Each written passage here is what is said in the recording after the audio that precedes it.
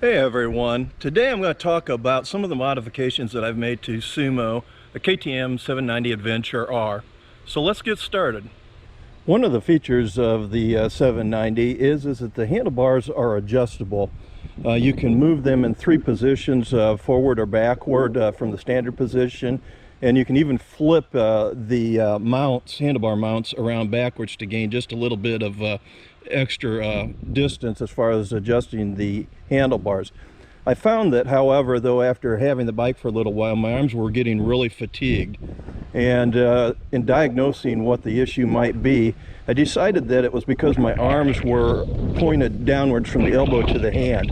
It made the arm extremely fatigued, and I didn't have that problem with my Goldwing. So the solution seemed to be to get some handlebar risers, so that's what I did. I went ahead and did some research and found these ROX risers right here. They're easily installed. The distance height on these was 1 3/4 inches, and that seemed to work out fairly well. After installing the ROX risers, though, I quickly determined that I was going to have a little bit of a problem with the clutch cable. They indicated on their website that those would fit okay with the standard cable, but it just didn't. It was pretty tight. So I went about trying to reroute the cable to see if I could gain a little bit of length on it up at the perch so that it would fit a little bit better. But what a surprise that it would be that KTM got it right in the first place, that the cables run exactly where it needs to be. So just a little helpful thing, don't move the clutch cable, it's in a good position. So the next thing I did is, if you look here to try and gain some more distance, the clutch handle perch, I moved it inboard, but with the stock lever, I could only move that about 1/4 inch to 3/8 of an inch, and it really did not give me the distance or clearance that I needed for the handlebars when they were all the way over. So I realized I was going to have to do something a little bit different than just pulling the perch over. What happened is that the handle just did not give enough clearance right here for the control module and the grip.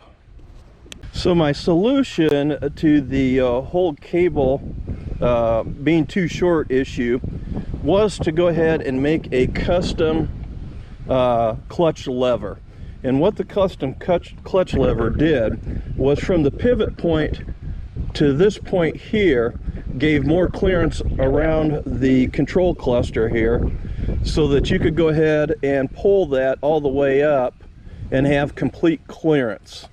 And I hope KTM is watching this video, because this could easily be solved right at the factory. Is if they would ship the bike with a slightly longer clutch cable to begin with, to accommodate people of my size that need the handlebars just slightly higher for comfort.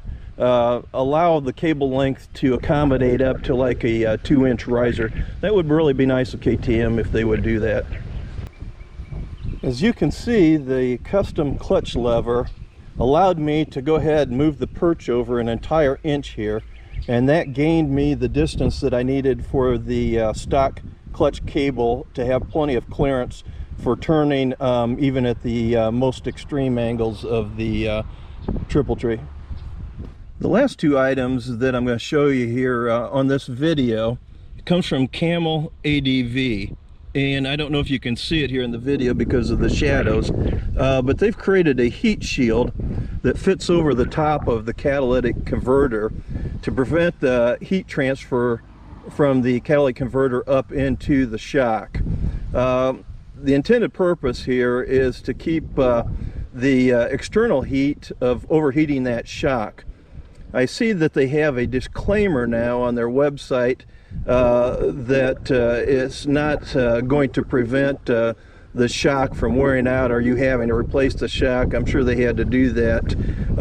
But as I looked at this item, it came as a package deal with the clutch lever, and I got both. But I look at that heat shield as kind of like an insurance policy. Even though the heat shield was somewhat expensive for what you're getting, compared to the price of the shock, if it extends the life of the shock, then putting that heat shield on certainly was well worth the money spent to put it on. So I thought it was a well worth item to modify on the bike, just to give it a little bit of extra protection for that shock and keep external heat away from it. I can tell that it does work because that shield, especially once the bike starts going, the heat rising from that pretty much disappears.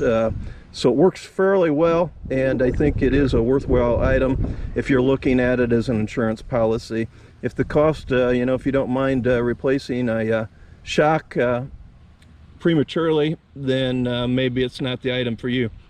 But if you want to take a little extra insurance policy out on your expensive shock, then it is. And finally, the Camel ADV lever arm that they've created. It's a simple little device, well made, and it functions just exactly like it's supposed to. It comes as a little kit where you replace this steel mount for the cable, the arm that catches the end of the cable, and the lever itself off the clutch. This was an easy installation. Their instructions are excellent for both items, and there's no doubt that it lightened the clutch up considerably. Between that and that custom clutch handle, the leverage on that has dramatically reduced the amount of pull needed to disengage the clutch. Keep in mind though, with the standard clutch cable, this installation here will also cost you just a little bit of distance, because this extends out further than what the original OME part does there. So it'll cost you just a little bit distance there, so keep that in mind on your installation. Well, for a little helpful tip again at the end of this video here, if you're making modifications to your bike, the most important modifications, in my opinion, are the ones that make you comfortable. If funds are limited, start with the ones that make you comfortable, because the more comfortable you are, the more likely you'll be able to ride long distance on a motorcycle. Well, thanks for watching today. I really appreciate it. Please hit that like button if you found this video informative, and don't forget to hit the subscribe button to get more helpful tips and opinions on information for long distance travel.